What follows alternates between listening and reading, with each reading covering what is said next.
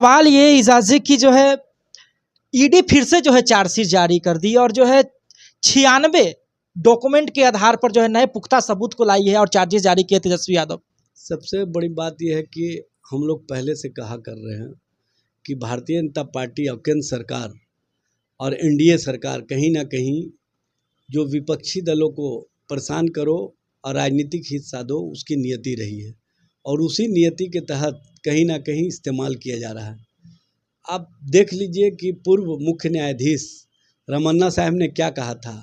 कि इन एजेंसियों को अपनी विश्वसनीयता बनाए रखने के लिए बेहतर ढंग से काम करना चाहिए और केंद्र सरकार को निर्देशित किया था कि इसकी निष्पक्षता के लिए इसके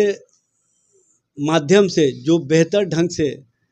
कार्य किए जा सके उसके लिए एक आयोग बनाने की आवश्यकता है। लेकिन भारत सरकार आयोग बनाने की जगह कहीं ना कहीं इन एजेंसियों का अपने राजनीतिक हित में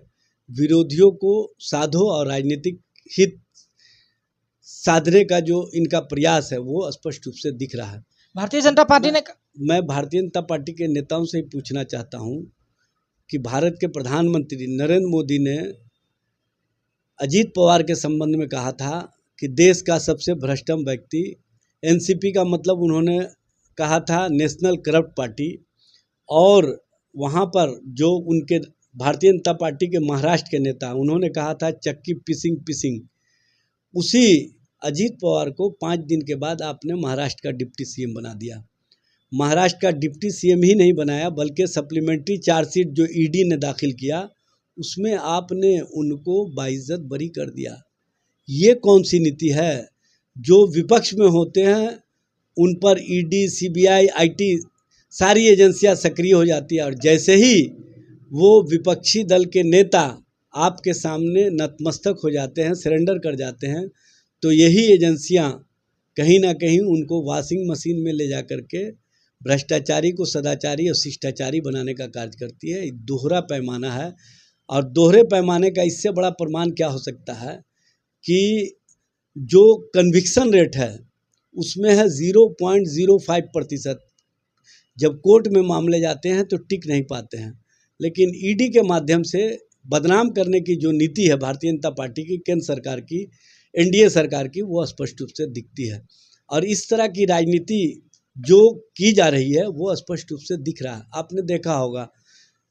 हेमंत सोरेन जो झारखंड के मुख्यमंत्री थे, उनको जब बेल रांची हाईकोर्ट ने दिया तो क्या कहा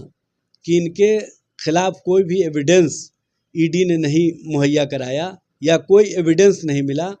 ये किस तरह से गिरफ्तार किए गए इसके संबंध में भी नहीं बताया जा रहा है। तो इस तरह की राजनीति का जब पोल खुलता है तो भारतीय जनता पार्टी के लोग अपना चेहरा छुपा लेते हैं।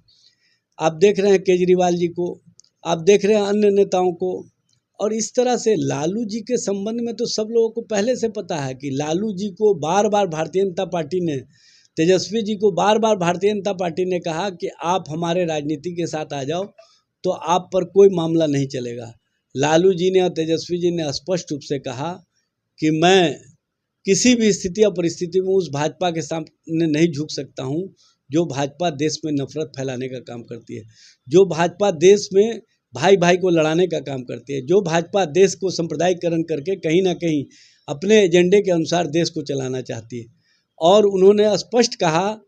कि किसी भी स्थिति परिस्थिति में चाहे जितनी भी कुर्बानियां देनी पड़े, चाहे जितना भी झंझावत झेलना पड़े, चाहे जितना भी कठिनाइयां झेलना पड़े, हम झेल लेंगे, लेकिन हम भारतीय जनता पार्टी के सामने नहीं झुकेंगे। और नहीं झुकने का ही परिणाम है कि उनके खिलाफ तरह तरह के मामले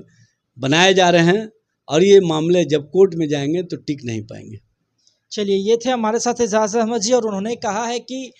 विपक्ष जो है, जो वो बीजेपी जो पार्टी है, उन्होंने उनके ऊपर कहा है कि वो जो है विपक्ष के पार्टियों को जो है परेशान करने का प्रयास करते रहती है और उनका ध्यान जो है अपने लक्ष्य से भटकाने का प्रयास करते रहती है। जो भी प्रकार के आरोप उन लोग लगाते हैं कोर्ट में जो है किसी भी प्रकार का सबूत नहीं पेश कर पाती है, नहीं तो कोई संगठन और नहीं तो वो लोग, और सारी चीज़ें जो है वो मतलब कि अटखलियों की तरफ विफल हो जाती है।